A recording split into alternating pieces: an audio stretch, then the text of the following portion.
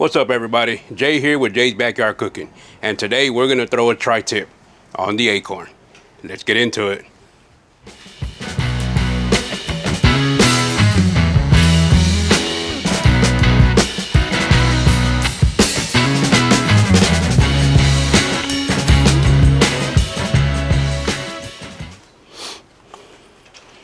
The old trusty Inkbird. I broke the thermometer on the Akorn when I was putting it together. Sat on it.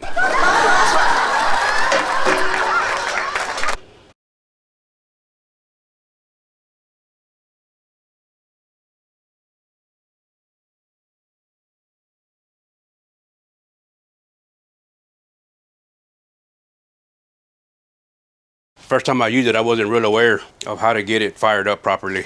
Fire got away from me. If you look a couple of videos back, some beef ribs, they came out good, but I struggled with the fire big time. I got some tips from Rob's Backyard Barbecue on how to properly fire it up. So I turned the fire on, had it on for about 3 to 5 minutes or so, and closed it, opened up the vents all the way. I'm gonna keep an eye on the temperature till it hits about 100. Then close both vents about halfway, let it keep coming back up, and then I'll adjust the vent as we go. Once I get it set to temperature, then we'll go inside and we'll get the tri-tip. All right, temperature just hit 100. I'm gonna close the bottom vent about halfway. The top one, we'll drop that down to a 3, about halfway. And now we'll wait till it gets to 150. Once it hits 150, then we'll close it down to a 1/4 on both. And then from there, we'll just monitor it, adjust the vent as. So what I have here is a beef sirloin tri-tip roast. Found it at HEB, $23, just over 2 pounds. I'm gonna get this cut open, put into the aluminum pan so we don't have to do dishes later, and get it trimmed up.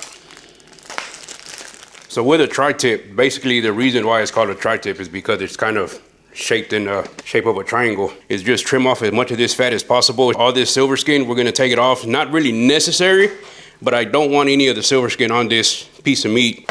So just trim it to your liking. And I'm not gonna be real picky on getting all of the fat off. I just wanna get most of this top layer off. Basically what I plan to do today is reverse sear it. I'm gonna put it in the Akorn.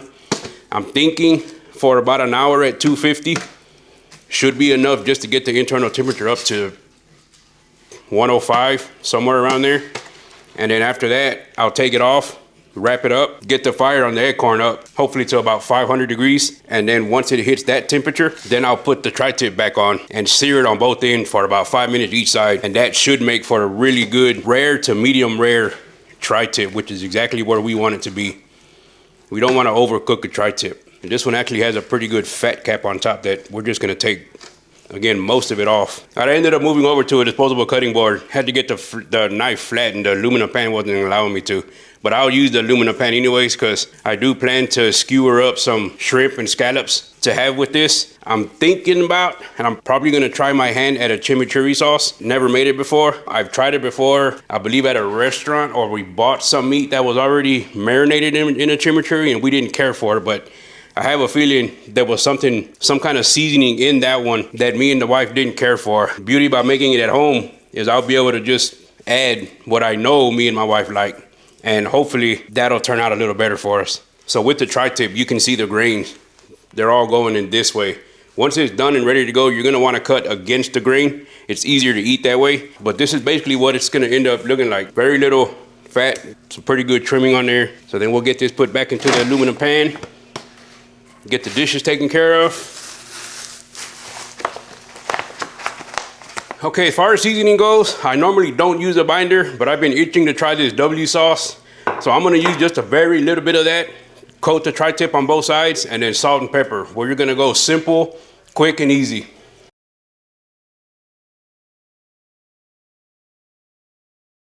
I said not very much, just enough to coat both sides. Sea salt, again, you've seen in my last couple of videos, I'm just trying to get rid of this stuff. We don't use it very much.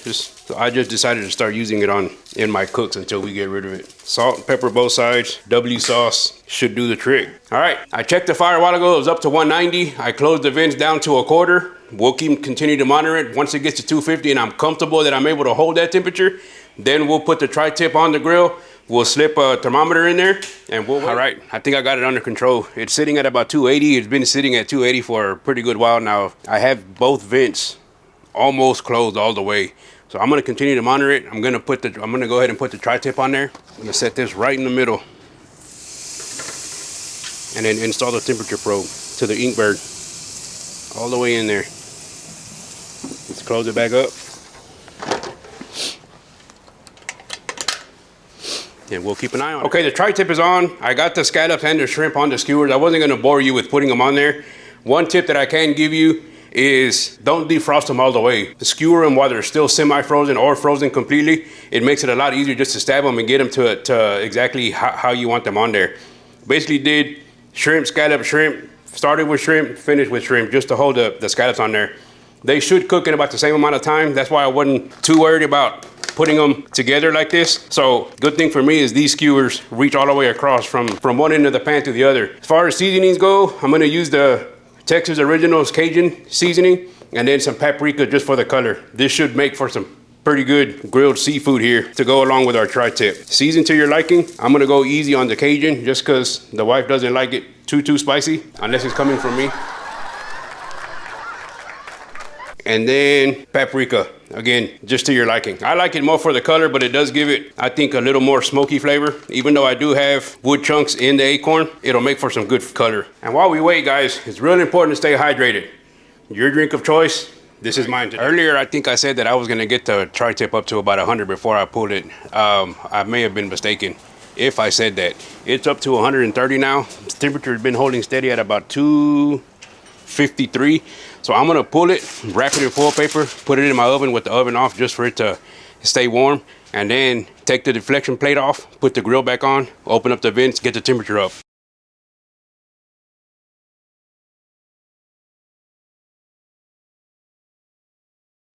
BB, guys and gals, it's gonna be hot. Don't wanna burn yourself. Let's get this grill out. I'm gonna leave the temperature probe in and get the deflection plate out. This back on. Close it up. We're gonna open the vents all the way open. Let's get this up to temperature for the searing process. All right, we're back up. Not sure if you can see it or not, but that's up to 530. So I'm gonna get this opened up. One of the other things too is when you're working with these egg grills is to make sure that you let it breathe before you actually open it up all the way so that it doesn't catch that flash fire.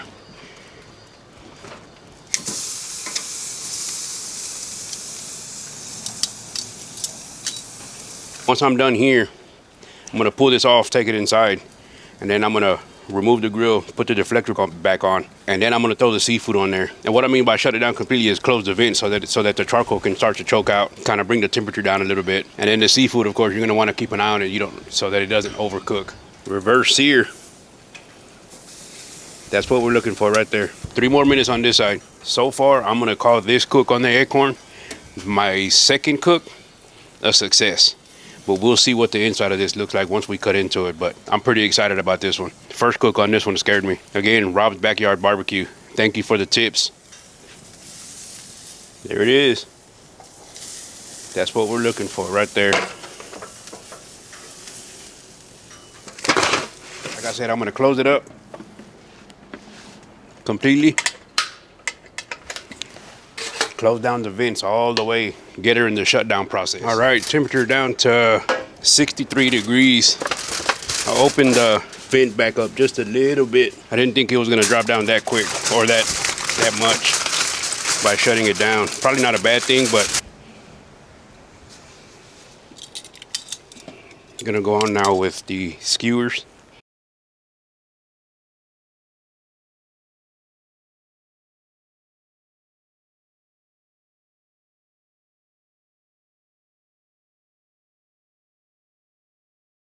So what we want right there, just keep an eye on them. Once the shrimp start to curl up and look like a C, that's when they're both ready. Scallops and so let's get into the chimichuri that I'm gonna make. It's gonna consist of parsley, a seeded jalapeno, a little bit of a red bell pepper, a little bit of white onion, some red pepper flakes, some pepper, some salt, and some olive oil. There's a bunch of different variations on how to make it. This is just gonna be the way that I make it. I say it all the time, you do you. If you don't want a certain ingredient in there, don't put it in. Usually chimichurri calls for oregano. That's what I'm not gonna add into this one because I have a feeling the chimichurri that me and my wife have tasted before, we didn't care for it, and I think it was because of the oregano. So I'll get to cutting this up. I won't bore you with any commentary.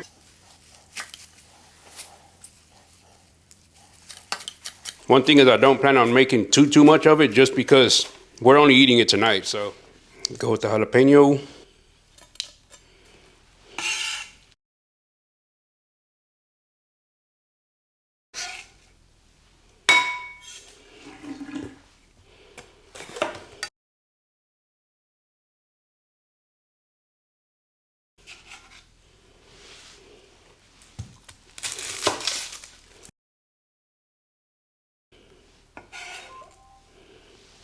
And that is pretty much it as far as cutting for the vegetables and the herbs. The other thing I failed to mention is the freshly squeezed lemon.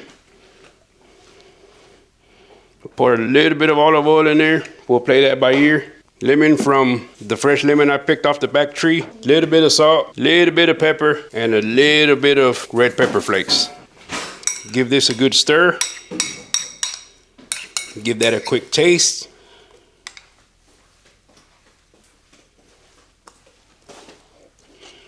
That right there, my friends, this is gonna go good on that tri-tip.